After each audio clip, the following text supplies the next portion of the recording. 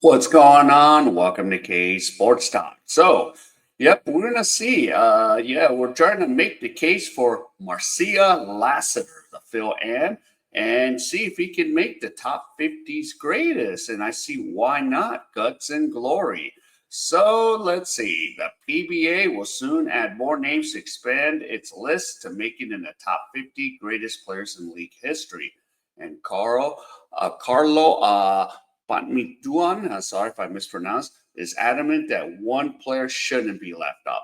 Marcio Lassiter, and I agree too. He should not be left off this list. Not just because he's an American, but for what he has done. And a big part of the celebration of PBA's 50th anniversary is naming 10 more players to the league's greatest list. And this has been a hot topic largely because of how testy the last one turned out to be.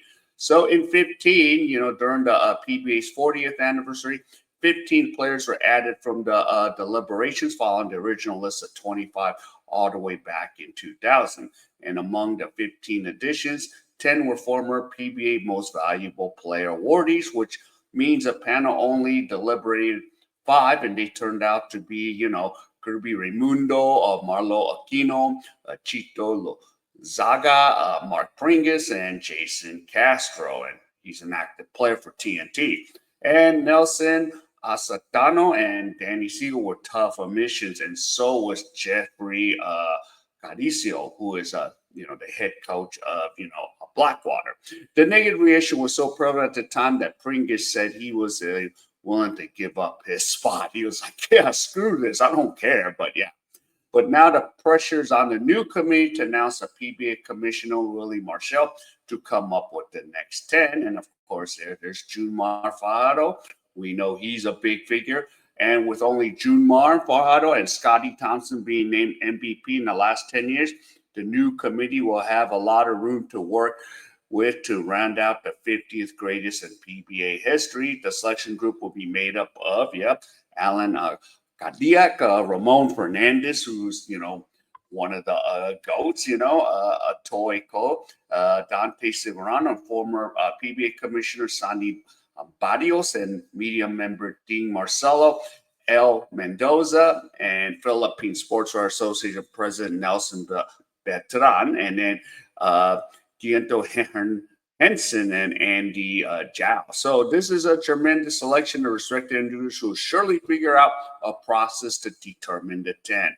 And I have been a long advocate of Satono's inclusion to the point that I argued for him on the basketball debate, on the jump show ball, on the PBA rush.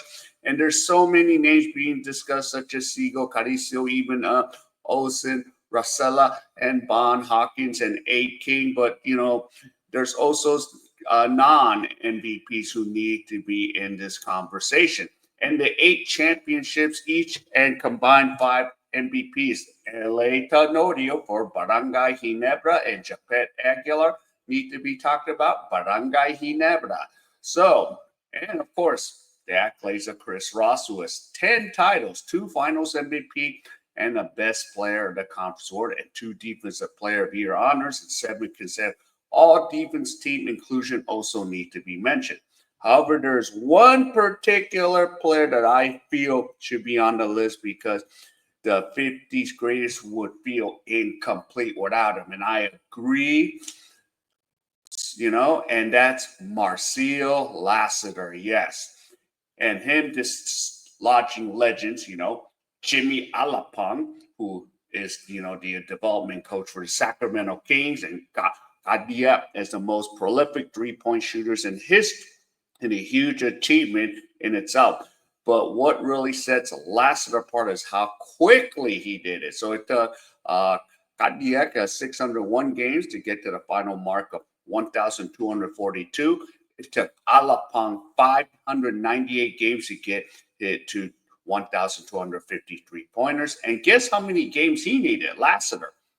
537, as he's a 37% career shooter from beyond the three-point line. He also broke the record in style, getting 3 triples in the first quarter of a match against, Barangay Ginebra in the season's Governor's Cup. So because he is such a team player, Lassiter would sometimes get overlooked. Take the example for PBA's 42nd season, where his 4 or 5 death teammates got into the mythical team while he, then regarded as a guard, could not even get into the mythical second team. So he finally got his due in the next year as he was reclassified at forward, which earned Marcio his lone first mythical team inclusion. So the case against Lassiter would be slim list of individual honors to add, but he only has an all defensive team inclusion, a comeback player of the year award in 2013, and the all rookie team commendation in 2012. Sorry. And side by his contemporaries, Lassiter list awards might be slim. But of all that, immaterial when he broke Alapong's 3-point record, and that has to mean something, as such as, Pringo got an extra boost because of the Gilas kid, and Lassiter always been available for national teams duty. So he's just an overall team player. And, Marcio has a couple gold medals in the Southeast Asian Games. It was part of the historic gold medal team from the Hangzhou Asian Games. And only unfortunate for Lassiter and maybe for Gilas is deemed that did not come to when it came to the FIBA Basketball World Cup. Now, the Philippines have made it to 3 straight World Cups while Lassiter is in the PBA. However, the country's deadliest marksman in history never got to play on a grand stage. Yeah. And for a player as good as Lassiter, the national team only feels cherry on top impact the PBA can stand himself. And yeah, he's an underrated defender and type player to allow his teammates to play better because of the spacing he provides. So like a lot of people don't know. And long after his career done, Lassiter will continue to be talked about by Filipinos because of his 3-point record, and surely will hold for a long time because his threes do not count as just stars, but the majority that makes that help San Miguel Beer dynasty. So as ultimate team player and gentleman off the court, yes, he is a gentleman. Marcio Lassiter, I believe, will be a tremendous addition to the list of the PBA greatest players, as he's already made an indelible impact on the league. So, yeah, Marcio Lassiter, and of course, yeah, he does play for, San Miguel Beermen, my, second favorite team. But, I think he deserves all kinds of recognition for this, and yeah, he holds that record against my Barangay Ginebra when he broke the record. And I was in the Philippines, but I couldn't attend the game. But yeah, he deserves to talk. He deserves to be in the top 50. So yeah, so we'll see and how the committee rules out and rules who goes in. All right, if any of you enjoyed any of this content, please give me the HKO special. Help the king out. Hit the like, subscribe, and comment. And wherever you are, stay safe. And I'll see you in my next video.